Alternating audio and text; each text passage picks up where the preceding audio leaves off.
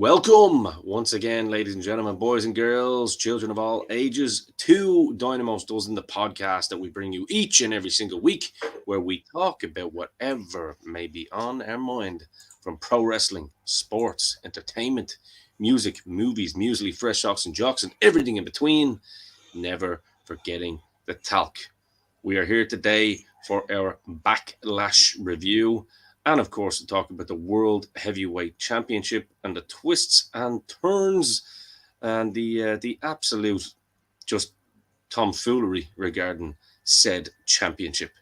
But I am your host, as always, Ian the Dynamo Kelly, joined once again and always by my favourite co-host and yours, Niall the Shopkeeper Hogan. How are we doing today, Niall? Good. I'm absolutely roasting, pal. I spent an hour and 20 minutes on the M50 coming home today for a drive that should be about 18 minutes. But I got to listen to a few podcasts in the car on the way, so it wasn't too bad. But it's roasting out there at the moment. Do you know what I've been listening to on my for the last 2 weeks actually on my commutes? I've been listening to the great Irish band that is Thin Lizzy. Nice. Went deep dived into El Philo. For any of our American listeners or listeners around the world, you've probably heard of Thin Lizzy. I would highly recommend go and check them out. Best Irish band to ever come off this island, ever, without a shadow of a doubt. Say no, I would agree with that. So there we go. You were listening to podcasts. I was listening to Thin Lizzy, and the only podcast and live show that you should be listening to right now is this week's edition of Dynamos Dozen, because in the great words of the Hodge twins, it's going to be a damn good show. Absolutely. Eno's in the comments. How are you, Eno? Looking great, Ian. He says, looking great. Tell you. Big props there. Metallic on, man. Metallic. Cheers, bro. I'm sure. On the transit. All good. I'm sure you're looking great wherever you are too, Ian. I hope you've got us on the big screen. Absolutely. Where shall we begin? We do our Backlash review, will we? Start with Backlash review. Yeah. I have to say, I went into this pay-per-view kind of thinking it was going to be a jellied up kind of Raw for a certain location and all this kind of thing. As we said last week, to be fair. Yeah, but I tell you, they knocked it out of the park. I thought the crowd were unbelievable. From minute one to the last minute, they never got off their feet. They stayed up. They're an interesting crowd down there, Puerto Rico, I have to say, because they don't sort of, although they kind of really, really enjoy their wrestling and they're really into it, they don't buy into the narrative that's put out there in relation to the good guy or the bad guy or girl or bad girl. They kind of decide themselves who's going to be good and bad, and they follow their own narrative. And we kind of just hope that WWE has a similar thinking on the night to knock it out of the park. But I thought the pay-per-view was brilliant. I was talking to Darren the other day about it, and Darren made the point we were talking that it's kind of like they're nearly going down nearly the old territory way, if you think about it, where they're going into these locations now. They're picking the person or the star on the roster from that location. And they're making these big, huge live events absolutely massive in these locations. We've seen it with Mania last year with Austin. We've seen a Clash at the Castle with Drew and all. And then we've seen it now with this and all. It's very, very interesting. And now they're talking about doing a big show in Australia, which I presume would be in Melbourne, I'd imagine, in that big stadium in Melbourne where the UFC, I think, did their show when Rousey, I think, was fighting in the main event. And with the connections there, of course, with Rhea Ripley and all and stuff like that, would be absolutely monstrous. So you can see how they're planning stuff. They're back in the UK for Money in the Bank. It'd be kind of cool if one of the UK guys won the Money in the Bank. It'd be pretty sweet to elevate that situation. Or even one of the Irish lads, let's just say. Yeah, well, say European if you like that. But wouldn't it be cool? Wouldn't it be cool if they came back and they did the Aviva or they did Croke Park with a stellar card made up of all those Irish guys and gals in there as well? Be really, really cool. But it just got that feeling. And Darren said that to me the other day. I got thinking about it and I said, yeah, they're being very clever in the way they're doing it. And then they brought out, I think there was a story came out in the last 2 days where they've spoken about how they're looking to go into these markets that have kind of been starved but they need to have a roster member in there to promote it as a big deal, a big live marquee event. But what they're doing is they're looking to be paid big bucks from the local tourist board or marketing board or whatever it is in said country in order to deliver it there. So it's very like the way they have the bidding process for WrestleMania, and cities bid for the right to have WrestleMania, because obviously we seen with Clash of the Castle a few weeks ago, we spoke about it, how it dropped over 20 million into the local economy of a boost. So it's absolutely massive, So you can imagine Backlash down there in Puerto Rico, of course, probably did huge things for the local market down there as well and stuff. So it'll be interesting to see if a report comes out about that. But it's well, I can confirm, and I can't confirm the source, but I've known this for a number of years, actually, funny enough. But it is inside information, and I think I'm not sure whether I shared it with you and the Podmen back in the day, but I was told from a very good source within the company that this was kind of a plan that H in particular had for quite a while. If you recall pre-COVID, when they had the NXT UK and they were starting to poach stars from the likes of Saudi Arabia and just different corners of the world, this was something that was on the cards, that they wanted to kind of go on international markets, much like, I suppose, the NWA did back in the day, where you bring your champion into the town, look at the local talent, vice versa. However, this time it's the Fed is the star, but you've got that local star there.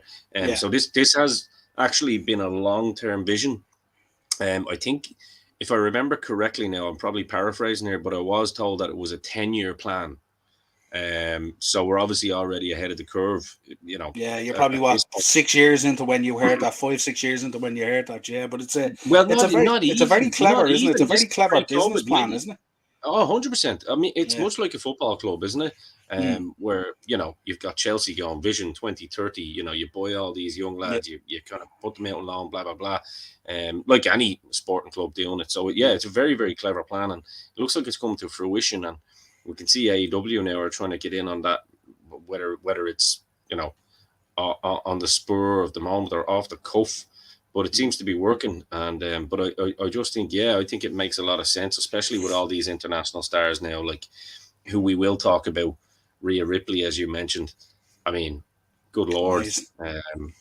Amazing. So let's get into it. Yeah, absolutely. Just a quick comment there, Richie. Yeah, the daughter's using the flat screen, unfortunately. And Ian, I did get that WhatsApp. I got it a few minutes ago, but I haven't had a chance to look at it. I'll have a look at it later and I'll hit you up. Yeah, absolutely. Cheers for that. Excellent stuff.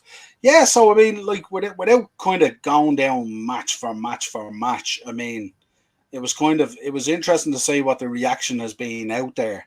There's been a huge reaction to the Bad Bunny match. People very, very happy with it, calling it all sorts and all this kind of thing and stuff like that. I have to say, if you detach yourself from some of it, I really, really enjoyed it. I loved Carlito coming out. The pop off the crowd was unbelievable. And then Savio Vega, and of course, Balor and Dominic doing the business there as well, making these guys look $1 million with the way they do it and stuff like that. That was actually, do you know what? Balor's becoming very entertaining, isn't he, at the moment? He's making the Usos laugh and everything. Did you see that? Yeah. Robin's like the little skill. I thought the facial reactions and stuff like that, where he was like leaving Domino. I'm out of here. Dominic. I would have actually. Do you know what I would have liked to say? And by the way, can I say one thing? By the way, go ahead, yeah. Just a quick one. Anyone that knows Fergal will tell you that Savio Vega, believe it or not, was one of his favorite wrestlers growing up. So I think that might have been a little bit of a that's a bucket list moment, isn't it? That's a kind of 100%, a bucket list moment. 100%. So he's always been a massive fan of Savio Vega. So I'd say he probably had a little word and said, "Listen, can we do a little spot here?" Do you know what I mean? And it was fantastic. So, what I was going to say to you was when Savio Vega attacked him and he did the double, the chop to the head first before he does the kick. The camera was on Balor's back, and I would have loved it to be the other way on Balor's facial expressions, because I'd say it would have been cool, because the way Balor pulls those real cool faces when he's doing that stuff. Yeah. And I thought that would have been really, really cool. But that would have been he would have done something like that. He laughed. It's okay. Yeah. Yeah, and I have to say the other thing we spoke about when I was talking to Darren about it the other day as well, and a few other people, was that the talk was that maybe the Bad Bunny match should have main evented and finished the pay-per-view in terms of the way Lesnar and Cody kind of finished with a kind of a roll up, Lesnar drenched in blood. Cody gets the win, then jumps out of the ring and gets hightails it out of there for fear of his life and stuff like that. But if you look at that moment, and I used it as a thumbnail just to get your opinion and your thought on it, to be in the ring there with him raised up, Savio Vega there, Carlito, various members of the LWO, and of course we've a little bit of update on the Chavo situation as well, that apparently he came out afterwards, and I don't know whether he didn't like the heat that he got over what he put out or what it was, but he put it out saying that he was working the internet audience apparently with the stuff about Rey Mysterio and Eddie. Apparently that's what's come out now. So, well, I mean, look. Lie, cheat, steal. I mean, look, Chavi. In fairness, Chavo is a seasoned veteran, and he seems to like. Chavo's always been a fun guy. So, if it was anyone else, I'd probably go, yeah. But no, I'd say he probably was. Look, I'll let you give your opinion on the Bad Bunny stuff before I do. I'm probably going to surprise a few people, but I won't surprise a few people. To be honest with you. Yeah, well, yeah. I mean, my look. From what I heard, I wouldn't disagree with. I enjoyed the match. I thought Damian Priest was brilliant in the match again. Not dissimilar to when Bad Bunny had the other match with the Miz and stuff like that. Damian Priest was actually better. He was actually better, to be fair. Absolutely. But we know even down through the years, we know what way this goes when they bring people from the entertainment world into wrestling. And they used them in that kind of way. It wasn't Puerto Rico. It was a big deal. Regardless of what our flavor is for music or talent or whatever it is, he is a huge star out there in the world. There's no doubt about it. And he has a massive draw value. But I did like some of the things I identified in the match that I liked. And again, you can give me your opinion after. I liked the way he was selling. I thought he was selling really good because it was a little bit scrappy, but it's what you would expect from a street fight. If you were in a street fight, it's not going to be polished. But I also thought as well that some of his psychology and his timing on things was really good as well. Like I liked the way he walked out and went up the entrance a little bit, and then went whoa, and went back and whipped out the trolley with the weapons. I thought that was kind of cool. And the crowd, as we know down there, they are a bloodthirsty crowd. It's very New Jack, very New Jack. And to be fair, they were known, the Puerto Rico kind of crowd, they were actually known for a lot of the trash fights, as they call them, instead of street fights. So they'd bring out a pile of trash and they'd use it in the thing. Yeah, but I think when that happened, it really got that crowd popping. They were popping like mad already for it. And it was really, really cool. And I thought, listen, when they were using the weapons that were there, they were laying them in full blast. They weren't holding back. Some of those shots with the kendo sticks were fierce as hell and stuff like that. The only thing, the only thing that disappointed me in it a little bit was earlier in the night, Savio Vega went into the locker room and he handed Bad Bunny the kendo stick with the Puerto Rican colors wrapped in it. And I was thinking, if they hadn't showed Savio Vega and then brought him out during the match, you would have got a monstrous pop. Imagine how it would have took off. Because they knew he was in the building, they were kind of probably half expecting it. But I'm not like, when I look at it and I think about it, normally what you want on a pay-per-view is you want to send everyone home fairly happy. And what I think is, if that moment had been all the boys in the ring with Bad Bunny, Savio Vega, Carlito, all that kind of stuff, what about Carlito? He was awesome. Absolutely. He looks great, awesome. Doesn't he? Love Carlito. He looks the business.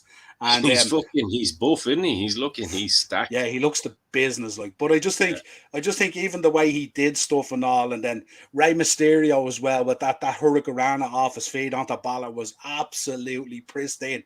I've never seen one as fast in my life. And the camera work on it was brilliant as well, because we didn't really get to see it coming. It was really, really cool. But I think they did a stellar job, and I wouldn't have been upset one bit if that picture in the ring that we used as a thumbnail was the finisher to the show. I thought it would have been pretty cool.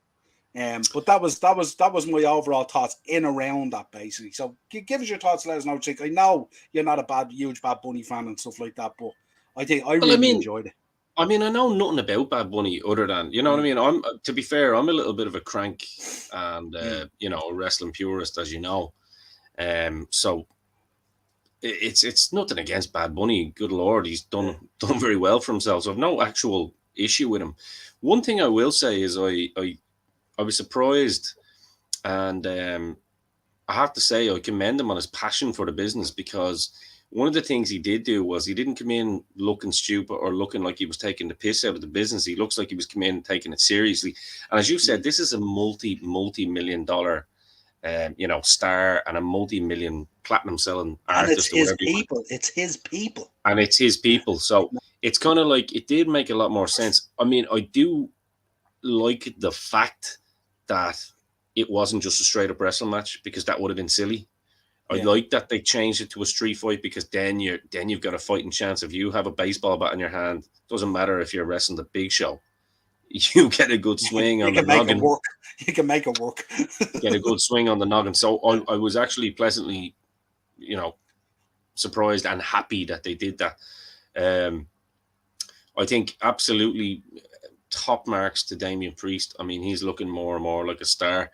I mean, I think a win for him would have been good, in terms of like it is still a guy off the street coming in and beating a pro wrestler. However, having said that, and this is my honest opinion, and trust me, guys, we haven't talked about this. Me and Niall haven't talked about this at all.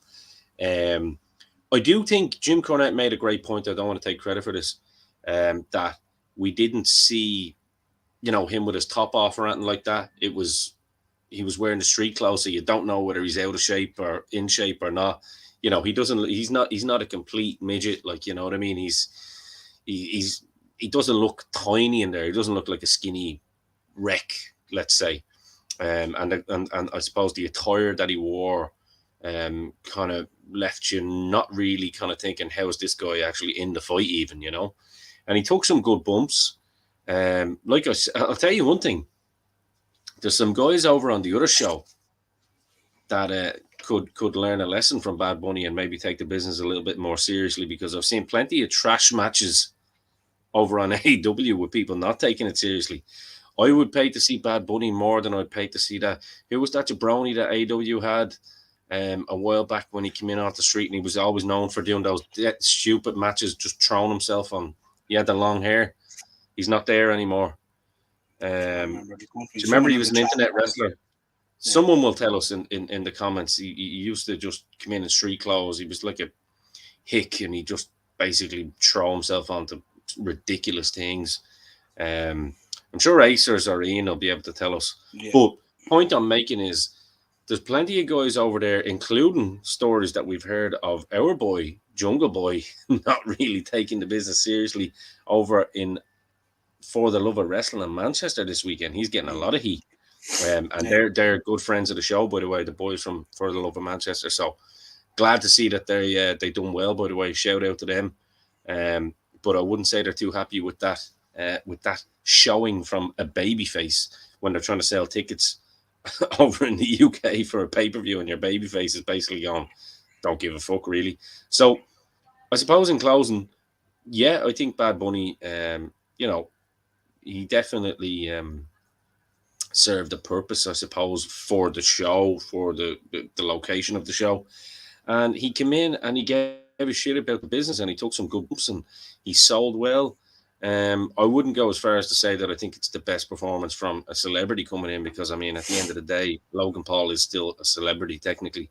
I know he's under contract now, but, I mean, he's the best I've ever seen. And, give Lawrence Taylor his due. Come on. That's all I got to say about that.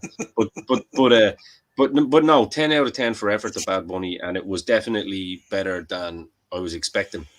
It was entertaining. And by the way, I would agree with you and Darren.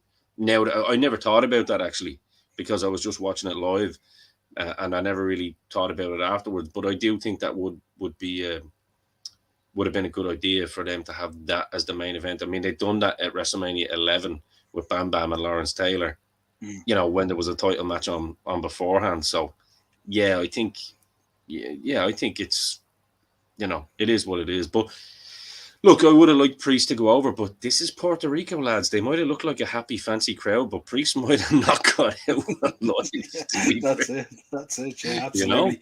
Yeah, I think that the noise coming out from inside WWE as well is that they can't praise Bad Bunny enough for the respect he is showing to the business and the effort Yeah. he's putting in, which is great. Which is great to hear as well. And of course, Acers is in there now telling us that apparently he's advertised for SummerSlam in Detroit in Ford Field, and apparently they've only started to open up more sections of Ford Field for SummerSlam. So obviously it's selling really, really well at the moment as well. Sorry, So can we now, because we said we're not going to go through match for match here. Can yeah, you read that out again? Backlash was good pay-per-view, but finishing main event was terrible. Acers, I don't know what the fuck you're talking about here, to be honest with you, but you're absolutely deluded if you think that finish was terrible. That was a fucking genius finish, I because it doesn't. Well, let go me on, let me yeah, finish. yeah, yeah. It doesn't take anything away from Brock's star power. And this was the exact same as straight away. Do you know what I thought, Niall? Straight away. Bret Hart, Roddy Piper, WrestleMania 8. Mm. Perfect. Do you know what I'm thinking about it is? I'm thinking about it is there wasn't necessarily anything wrong with the finish. The question is, should have that been the finish to the show? Oh That's no, what I mean. okay. You know what Okay, I mean? fair And enough. maybe that's what Acers means. Well, if Maybe Acers not so does mean much. that, Yeah. if Acers Let means us that, know. I Let us apologize. know. But the way, in fairness, because I always say, in fairness, Acers, I always say you get no context from text. So you have a chance now to either come at me Mm. or agree with me. No, but I mean, I think the actual decision of the finish of the match was beautiful. It was Yeah, old school pro I wrestling. think he's saying the same thing in the message. He's kind of saying that the street fight should have maybe ended, should have main evented and ended the show, as No, opposed to how the main event ended the show. Not I don't necessarily know. It's just the I'm getting finish. from that Backlash was good pay per view, but the finish in main event was terrible decision. Yeah.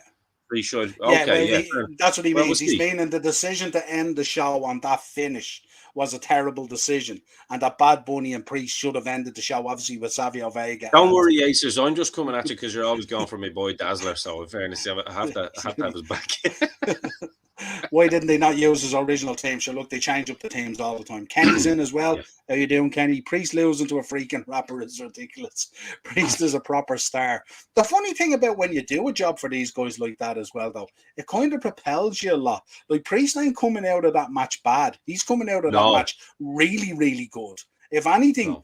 doing a He's match not like that coming out has of that actually bad. elevated him. Exactly. He's not coming out of that looking bad, and he's not going to look like some little bunny rabbit either. You know what I mean? He's going to look very strong. Absolutely. No, I think Um, I want to kind of allude to a couple of matches there. I thought the yeah. Cody Brock thing was absolutely worked brilliant. I think Brock once again, he's fucking fantastic. What he's done to make Cody look good there is just the blood, the juice in it, Did you catch everything. I it? think You caught Raw? Have you? Have you caught Raw? I haven't caught Raw Raw. was Raw. You should have seen him on Raw. He was Okay, well tell absolutely. me. He was stitched up here, and he had a black eye on this side. This side is Lesnar did, and we'll get into it. So hopefully everyone is going to say Raw. If you hadn't, there's going to be a little bit of spoilers. If you still think spoilers are a thing in 2023, but we will be talking a little bit But about I Raw. do. There is one match I want to talk about in particular. Yeah. And you probably know you're probably asleep in bed with the lovely Hillary, but you probably noticed that night that I text in to the group about the Rhea Ripley match. I didn't want to give anything away, which is either, and I probably was a little bit annoyed about Bad Bunny at the time, but I have went back and watched it since because I've heard the kind of stuff, and I was like, right, because it's very easy to go into something when you're negative about it, and when you go into it with a negative mindset, we're all guilty of it. You're Especially automatically at you're not, especially at 3 in the morning. Especially especially at when three you're in the morning. in the instant reaction. Of Yeah. course, you're having a couple of beers, and to be fair, I was also waiting for the Canelo fight as well. So I was like, Yeah. right, I need to balance this here. But I went back and watched it again, and I thought, right, I need to look for the positives here now of this and see what. And the positives I got straight away was, well, this guy cares about pro wrestling and probably cares about pro wrestling more than some of the fuckers that are actually getting paid to be a pro wrestler in both companies. Let's be fair. So yeah, I thought it was fantastic. But I need to point out Rhea Ripley. Good Lord. Now, a lot of questions about her attire wearing the white because it's a very babyface color. Niall, here's a little quick story that Niall may or may not remember. Back in the day, I showed him the gear designs. Do you remember this? Yeah, the white one. The white and the gold. Yeah, the white with the gold. And he was like, "Love the design. You're not wearing white." And I was like, "What?" And he goes, "It's too babyface." And I was like, "Well, maybe I can be a babyface." And he was like, "Yeah, you might be able to do a babyface, but you're not a babyface." Just so, but so that's the only kind of thing I've heard people go on. It didn't bother me. She looked great, blah blah blah. But my God, is there somebody that gets it more in the world of pro wrestling in general? I mean, she's basically, take female and male out of the equation. She's getting up there on a par with Roman, isn't she? Just for 100%. Yeah, her work with the audience the other night was fantastic, with the smacking of the ass and the crotch chopping, and then she did an interview afterwards. I think it is. I have it here to talk about now, where she said, "I don't give a damn about these fans and all this kind of thing and all. I couldn't care less about Puerto Rican fans and all." Like, she really, really, whatever has triggered in her, she gets the business now 100%. And it was brilliant. And when you think about her dressed in white as well, I mean, Shawn Michaels wore white for a long time as well, remember? yeah. But you got to remember as well, Jeff Jarrett too. Damien Priest was in white as well, and the Usos were in white. Yeah. So most of the heels that night were in white, and even when Balor came out with Dominic, they had white stuff on them, and there was white sort of towels hanging from them, and all sorts of stuff. So white was kind of the mood. I wonder, was there a across hidden the message board. in there that we shouldn't get into? We should probably move on from that. I don't know. Absolutely. You would. Vince is backing down. You wouldn't know. Yeah, but she was absolutely fabulous. And look, we have to talk about Selena Vega as well, who came out. It was very, very emotional for the girl. You could see it in her as well, and she looked $1 million as well. I loved when she spread out the flag and all that kind of stuff and all. But you could see it when she was in the ring. It was cool. It was really, really cool, and I loved the spot where she went down to the mum with the flip flop, and she threw the flip flop at Rhea Ripley, and apparently, I dug into that a little bit. I don't know if you dug into it. It's actually a thing down there. What mothers do, yeah. So pretty cool. Nice. It's very Irish. We can relate to that when the nanny or the man takes off the slipper. Yeah. And it gets slapped over your head, or the hurl in the corner. And by the way, the picture as well on Twitter or Instagram, I don't know whether anyone has seen it, where Dominic is standing in front of Rhea and he's pointing at her ass. Brilliant stuff. I suppose we touched briefly as well. Belair versus Sky was really, really good as well. Now, there was one spot when she had her up for that single arm press, and she basically dropped her on her mush, and I sort of went, oh, that looked a bit weird, kind of thing, you know. But I mean, other than that, they got 20 minutes right at the start of the pay-per-view and put on a stellar match to set the scene and stuff like that. And then, of course, Rollins versus Omos. Omos coming out all ring geared up, the whole lot, looked the business. And Seth Rollins again, making him look $1 million again, as always, you know, with Seth Rollins. Seth Rollins at the moment in the world of professional wrestling is absolutely different gravy. He is absolutely unbelievable. I'm delighted for him too. He's finally, we talked about it, and we talked about it recent enough. Yeah. We've been waiting for it. He's found his niche, and he's absolutely on fire, and I'm delighted for the guy. Yeah, I don't know what did anything else stand out. I suppose the what was the one I wanted to talk about? That moonsault from Bronson Reed. We've spoke about this a few times now. You've been on the end of some of those moonsaults sometimes. I've never been that. But if I was lying down on the mat and I seen a guy that size moonsaulting onto me, it would put the fear of God in me. There's no doubt about it. But I've been on the end of some crazy moonsaults, some flips, and I gotta concur. I would unless it was Johnny Moss, I wouldn't feel safe. Kenny's a big Rhea fan.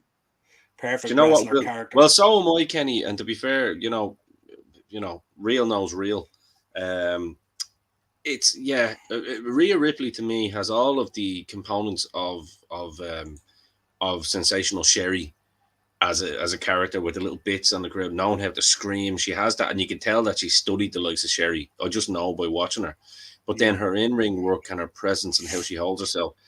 like she holds herself like any of the major stars of yesteryear. She's just a student of the game, and you can tell. And the student of the game will always show in their work. There's no need for me to kind of try and talk about it or educate people on it. It just is what it is. Same goes for Roman and any of the top stars. But no, we'll finish up on the pay-per-view. But I will just say it was absolutely fantastic.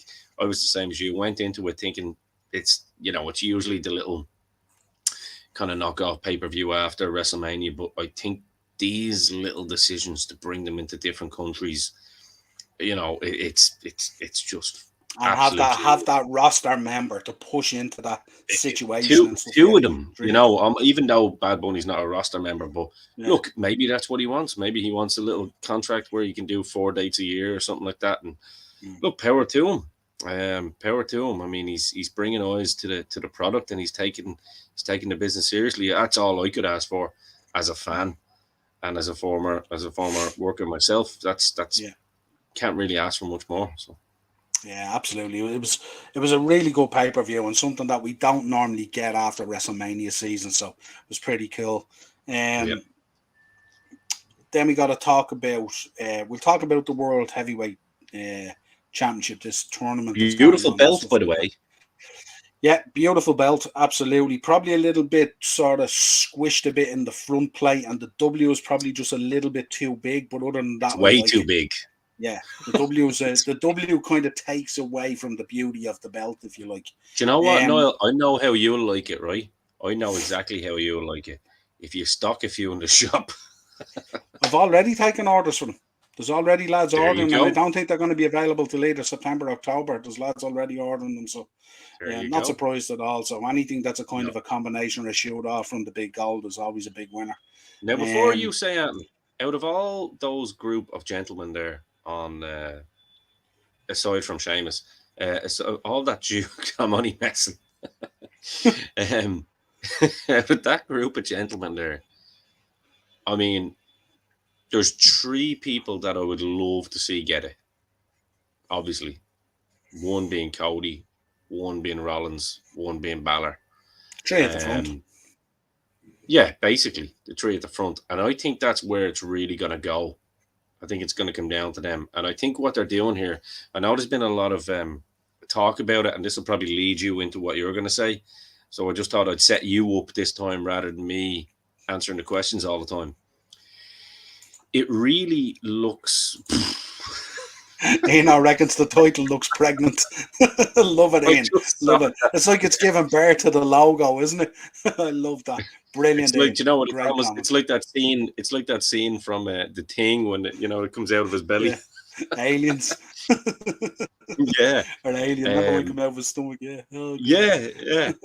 But I think these 3 boys, like, I think if you can get a run with whether they're probably going to go with Cody. They're going to go with one of the 3. There could be a swerve. You never know.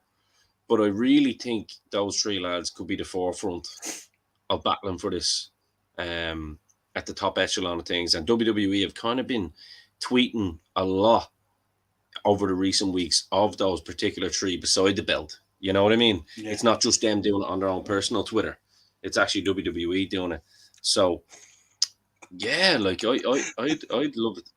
Acer's never told us whether what he meant on the. I think I figured it out from that whole comment anyway.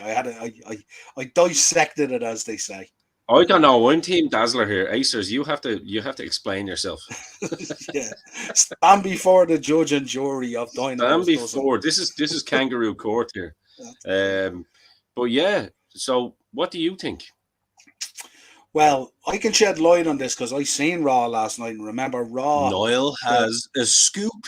Well, it's not a scoop. I just hope everyone in the comments are saying Raw are not spoiler sensitive, as they say. Spoiler alert. So, if you don't want to know what happened on Raw and you're sensitive to it, then switch off right now. Get out of here and go over to the upper tier for a few minutes. But they had the Raw brackets was last night, and we have the finalists for Night of Champions from the Raw half of the draw. So would you like me to show you? Yes, please. There you go. Oh, So that's what oh. happened there. Balor won his match. I have to say, Cody got dragged out of the match and was never in it. Lesnar bet the absolute piss out of him. And attacked him. And they've made the match now for Night of Champions. It's going to be Lesnar versus Cody. But if you've seen Lesnar's face, I've never seen Lesnar in a promo as intense as he was last night. So if you catch it on the highlights, Balor won from Cody and the Miz, yeah. yeah. But Cody was never in the match practically. Okay, and then the boys. So Seth beat Balor. Yeah, no, Seth bet the boys first. Seth bet Priest and Shinsuke. And then Balor and Rollins had a match, and Rollins went through to the final. And how did that finish? I didn't catch the total finish of it, but it was decent as far as I know. Yeah. Okay. Yeah, I'm disappointed in that now myself, but that's just because I'm biased, and I'll always be biased. But yeah, but either or isn't a bad choice concerning in terms of our fandom, if you like. So if you look, what are we predicting on this? I mean, I'm looking at Austin Theory, Lashley, Sheamus, and then I'm looking at Ray. I mean, Styles is back, so I could see them pushing Styles a bit. I could see Styles winning the triple threat on that, if I'm honest. Yeah. And then I can see them posting Austin Theory, I would imagine. Yeah, I could see Austin Theory and Styles. Could you? If I'm predicting. Do you know what it is? I looked at the top bracket. The top bracket, I can make an argument for any of the three boys. Styles is only back. Edge is probably looking for one more run and maybe create a bit of history, because we know that he's probably going to wind down by Mania next year, seems to be the talk. And of course, Rey Mysterio with the LWO at the moment is hot as anything in the business. So you can make an argument for either of those three. I'm actually going to go with Rey. I think Rey is going to make it. Okay. Interestingly enough. And then in the bottom bracket, for me, there's only one man in there, and it has to be Lashley. I don't think Sheamus is going to go through. And with Austin Theory having the US belt and stuff at the moment, I don't think he's going to go through. And I think with the rumblings that have been coming out over the last few weeks, we covered it on the show with Bobby Lashley not being exactly happy with how things are going. Maybe this is the way they make up to him, that he goes through to the semi-final. But ultimately, I think we could be looking at a final there of Rollins potentially versus Rey Mysterio. Okay, well, I'm going to go Rollins, AJ Styles. Now, I would prefer Lashley out of the bottom three as well, if I'm being honest. I was just thinking Austin Theory is he's a little bit of a favourite at the moment, but probably not quite ready yet too. So I think you're probably right there. But, I mean, look, it's Vince back in charge, so yeah.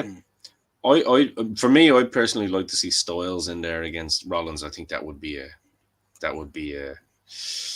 hell of a match. We'll know Friday night. But I think looking at the way it's panned out and the way I thought I've been saying for a number of weeks now since they announced it, that it has Rollins' name all over it. So it's not going to be exclusive to Raw anymore initially. No, it is exclusive to Raw. It will. So does that mean then that the SmackDown people that are on SmackDown have to go to Raw then if they win it? I would assume so, yeah, because they have to because it's exclusive. Well, they did say that they were going to keep this belt separate to Roman Reigns, and he's on SmackDown. Now, that could all change, and Reigns could crowbar his way in there and end up winning all the belts, and the fan base would go crazy. So let's see what happens there. He's an AEW guy. And Acers, don't worry, Roman Reigns will be triple champions by the end of the year. Oh, can you Who's Ian calling an AEW guy? Yeah, who's the AEW guy? Yeah, spill the beans. We need to know. And he's saying the Night of Champions pay-per-view should be interesting. Yeah, it will be interesting. And of course, those shows over there in Saudi are always unbelievable.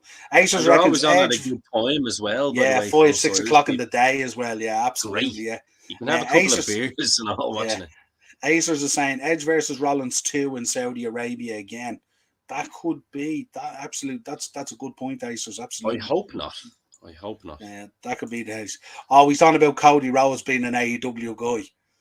Ian, would you fuck off? You always come in and you butter me up with telling me I'm looking great at the start, and then you come in and then you annoy me with silly comments like Cody Rhodes is an AEW guy. He's not an AEW guy, all right? You should be And watching on the big screen. You're a pussy. You need to go and you need to get that child and kick it out the window and put us on the big screen. Snitsky. Yeah, Daz is in. Big up, Daz. Good to see you in there. At least Roman is not in the match. Daz, never say never. If Roman wants to be in that match, he'll be in it. Don't worry about that. As there's something that you should know. When the matches used to be on back in the day, always look at the bottom of the poster. Card is subject to change. 100%. Absolutely. Few topics just to put through, and then we'll do some history and notable birthdays, of course. Yeah. Wanted to get your thoughts on this. We spoke about it already. Chris Jericho says Hulk Hogan is a better worker than Ric Flair. He was talking. They were doing a watch along, looking at a Saturday night's main event, I think it was, on Talk is Jericho, and he made the point that Hogan was a better worker than Ric Flair. Give me your thoughts. Did he? Is that all he said? Was that just the only comment he made, or was there context to it? Or he spoke about it as well, but he gave a bit of context through it. He said that Hogan kind of always fully understood his position within the match and his position within the the framework of the story and all that, and that he always had a really good time working with Hogan and stuff like that, and all. So that was kind of in around the context and the gist of it. I mean, I'm trying to be fair here because I don't know that. I mean, it'd be easy for me to go in on that comment as such, but I respect Jericho a lot. And he is a historian. He's a proper historian of the business. I would say, on one hand, I agree with the latter part of what you've just said there. He definitely knew his role within the match probably more. I mean, you're like, is he a better wrestler? No. Is he a better worker? No. I mean, look, he's probably thinking Flair in terms, it could only work one way. Flair style of match. He did kind of fall into the WWE style in later years. When we had the match with Shawn Michaels and stuff like that. He did have some phenomenal matches. It's a weird one for me because I'm a massive Hogan fan, and I've always thought Hogan was very, very underrated. Even hearing, my own favorites like Brett and Dynamite and all, basically saying that Hogan was shit. I think he was anything but shit. I think he just knew how to make the most money without taking as little damage as he possibly could. Especially that was kind of what he said as well. That was part of the context of it. Yeah, so I'm almost kind of being a solicitor or a lawyer here for old Chris, haven't I? He made the most money in the business, and as I say, he didn't hurt anybody. He hurt himself over time, but that was just the leg drop and the bumps catching up with you. I mean, especially when you're walking in, kayfabe 6'8", but probably legit 6'7". 6'5" is still huge, and the size of the man. So no, I would say Chris has a point there. At the end of the day, Ric Flair is a specimen too, because I want to be fair to Rick.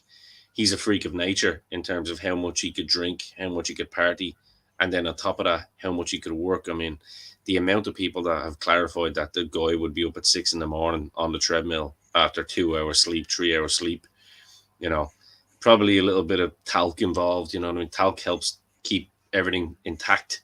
Space Mountain and talc. They go hand in hand.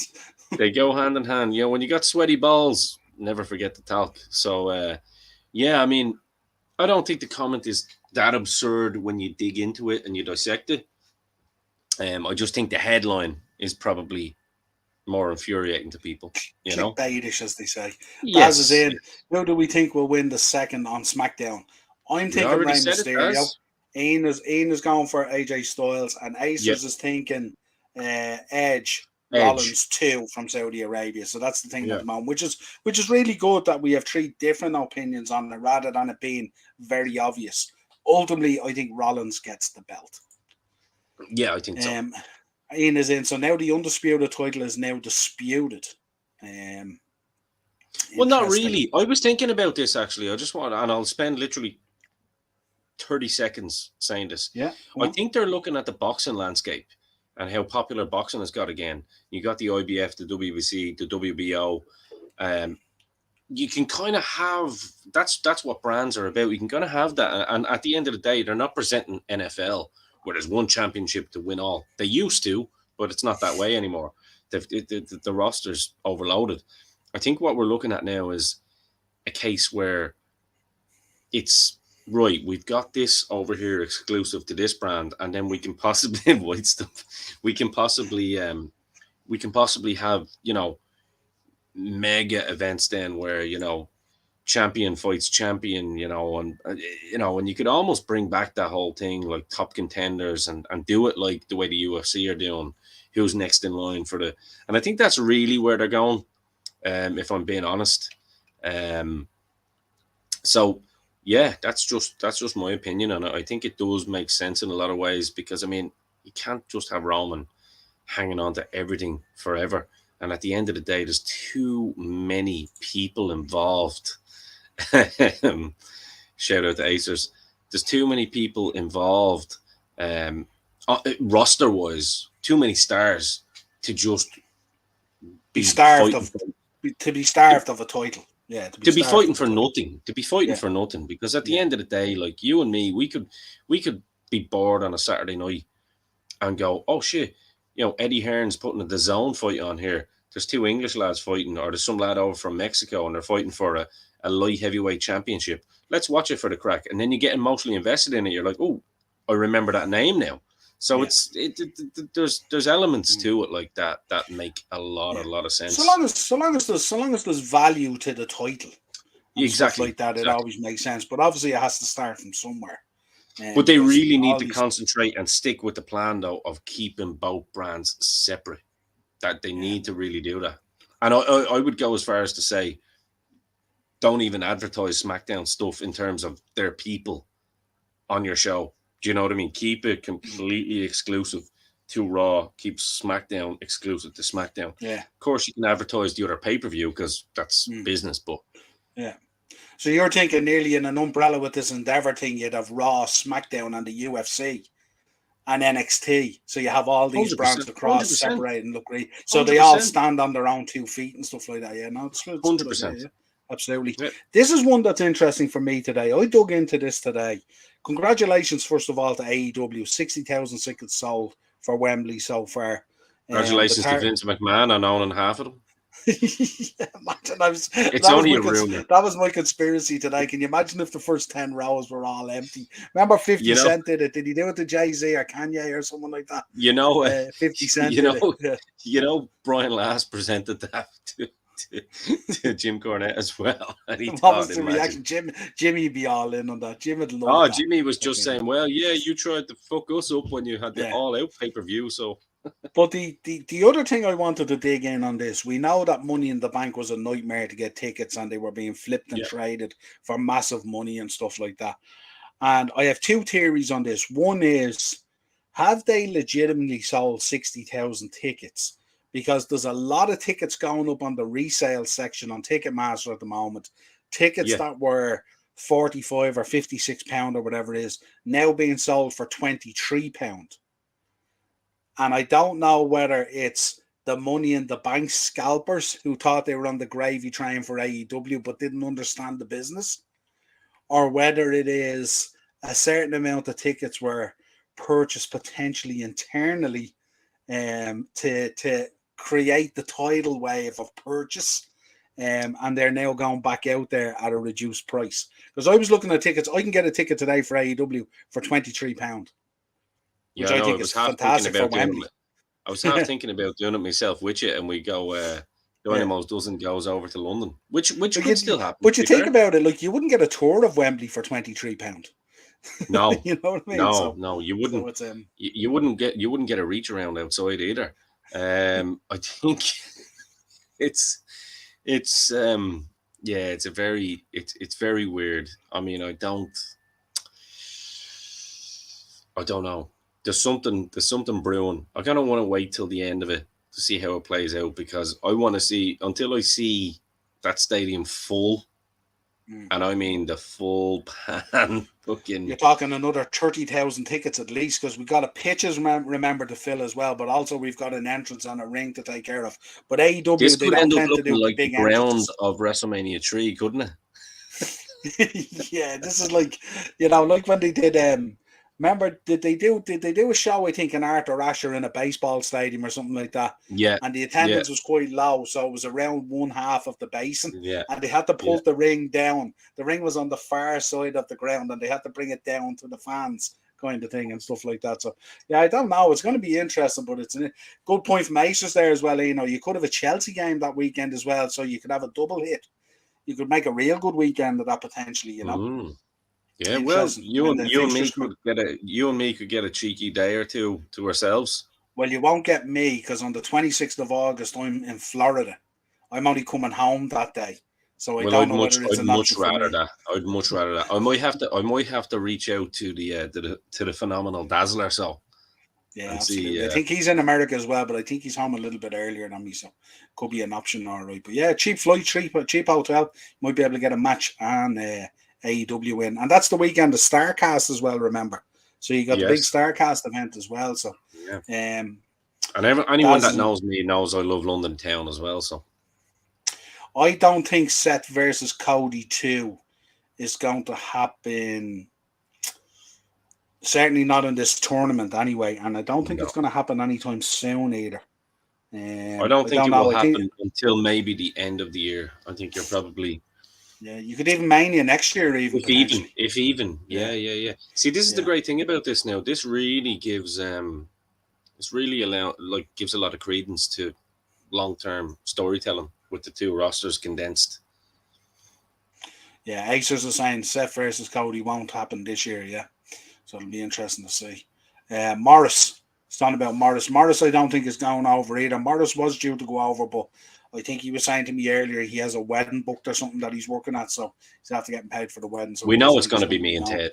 We all know that's going to happen. The other thing that could be interesting as well is I think Morris has access, I think, to the press conference, so that could be interesting. Imagine Um, Dynamo and Morris together. Oh, that can only work one way. oh CM Lord, Punk bringing the Dynamo out for beers afterwards. Imagine. Even though he doesn't that drink, he can have the milk. yeah, he'd buy you maybe a present of a pizza or something like that, but he wouldn't be Oh, bringing. yeah. Yeah, I'd Morris is have in that. his DJing at a wedding. Tony Khan loves title belts, so who doesn't love title belts? I even love title belts, and I sell them. Already did. And Aces is Mm. in. Cody Rhodes versus Roman Reigns is booked for WrestleMania 40. Interesting. Booked now. That's a. I don't know. That might be a stretch. I don't know whether that's the case or Aces, not. I think you're on the PlayStation a little bit too much there now, and I think Yeah, you're playing the old you're on. SmackDown You're game. you're rubbing the genie lamp there, though. You have the Yeah. diffuser going with the good stuff in it. Ted is in. Seth versus Cody with Cody winning clean with his leg chopped off. Good Lord. Tell you one thing, we never spoke about it in the Backlash review either, but what about that curb stomp off the top rope? That was class. Unreal. Yeah. Unreal. They had 3 matches, Cody and Seth. Um, burning Union Jack flag. Good Lord. Well, listen, before we offend too many people, let's get into the final stretch here because we've got a Champions League game to watch, lads. So, Yeah, we have, yeah. um, Absolutely. We could do some history, will we? yep, let's go for it. Right, let's do some history. So 2002, WWE announces the release of Mr. Perfect Kurt Hennig as a result of the incidents that took place on a recent flight back from Europe, dubbed by the media as the plane ride from hell. We spoke about it last week as well. So Wrong it was this decision, week in my that opinion. Kurt went. Absolutely. Also, a shout out to Maria Menounos as well, who was just being cleared of cancer, stage 2 cancer as well. So big shout out to her. Absolutely fabulous, great girl as well. Yeah, I love big all time. the Dusty Road stuff with her and stuff like that. And that was brilliant when she did the promo, the Hard Times one, and all. So cool. Yeah, It's a big shout out. 2008, WWE announces the release of Tori Wilson after an 8-year stint with the company. Still looking fabulous, Tori Wilson, if you've seen her at the Hall of Fame for Stacy Keibler. 1971, wrestling legend Kasumi Fujinami makes his debut at the age of 17, wrestling for the Japanese Wrestling Association. Unbelievable. 1971, I wasn't even born. 1988, Jerry the King Lawler becomes the new AWA World Heavyweight Champion with a win over Kurt Hennig in a career versus title match in Memphis, Tennessee. So, Mr. Perfect flavour to this week, of course. 2000, you'll enjoy this one. 2000, Crash Holly, a guy we always enjoyed. Crash Holly won the WWF Hardcore Championship from the British Bulldog at a SmackDown taping in New Haven, Connecticut. Remember when they used to run shows out of Connecticut? It was really, really cool. Yeah. 1995. This is an interesting one. You remember this one well in the one and only singles match between stunning Steve Austin and the Macho Man Randy Savage. The two fought as part of a tournament for the vacant United States Championship at WCW Saturday night taping in Atlanta, Georgia. Savage was victorious in the bout. It was a hell of a match too. Mad to think they only had one match. One match. Mad. 2013. Japanese wrestling legend Kenta Kobashi. Of course, we remember him. Unbelievable. You talk about Gunther's chops. Talk about this man's chops. Oh, stop. He officially retired from in-ring competition. Some of those matches, Kobashi and stuff like that, and the stuff he did. I think he did some stuff as well, didn't he, back in the day with Ring of Honor as well? Some of those matches those shows he featured on were electric. Some stuff with Joe and all, yeah. Yeah, Joe versus Kobashi and all, yeah, good lord. 1989, Rowdy Roddy Piper, you spoke about him earlier, makes a return to the ring after a 2-year retirement at a WWF house show in Los Angeles, California. He beat the $1 Million Man, Ted DiBiase. Just the comment. I'm gonna have a look now. Can we put that comment up, please? This is the best comment I think I've ever read. It's our good friend Morris. The last. I have a few here. So the first one is Goldust should go over Cody in a loser must retire match. Daz is in. Do you think we getting Sting versus Darby at all in? Probably. Does that world title picture in AEW looks a bit weird at the moment, doesn't it? With who's in there, Jungle Boy, Darby, all in the picture for this. I couldn't care less. City for the treble this season. Milan Derby will be a cracker over 2 legs with Inter making the final. Yeah, I think that too. Val Venus has a new t-shirt out. Hello, biological ladies. Looking forward to watching A&E Finding Macho King's Crown on Sunday. Yeah, no, that'll be absolutely cool. Morris, my birthday is coming up in a month's time. Please acquire one of those t-shirts for me, please. We can sort that, don't worry. Hello, biological ladies. Good Lord. Oh, I tell you. And you know what? I'll have a can of Bud Light with it. He says, I'll send it to you. Love you, Morris. You're a legend. I love it. I just have one more for you as well. 1988. A one-night tournament for the vacant NWA United States Championship was held in Houston, Texas. Barry Windham took the title with a win in the final over the Russian Nightmare Nikita Koloff, a man you had on the podcast, of course, and who I was a huge fan of back in the day, the Superpowers. Absolutely. Notable birthdays. Io Shirai, 1990. A man that we haven't seen for a while, but who was a heck of a wrestler, Tommaso Ciampa, 1985. Mr. Ariba himself, 1953, Tito Santana. The man, the Blackpool Combat Club, the man that put the combat in the Blackpool Combat Club, 1968, William Regal, Lord Regal. 1974, Billy Kidman, super wrestler Billy Kidman was. And 1971, Doug Basham.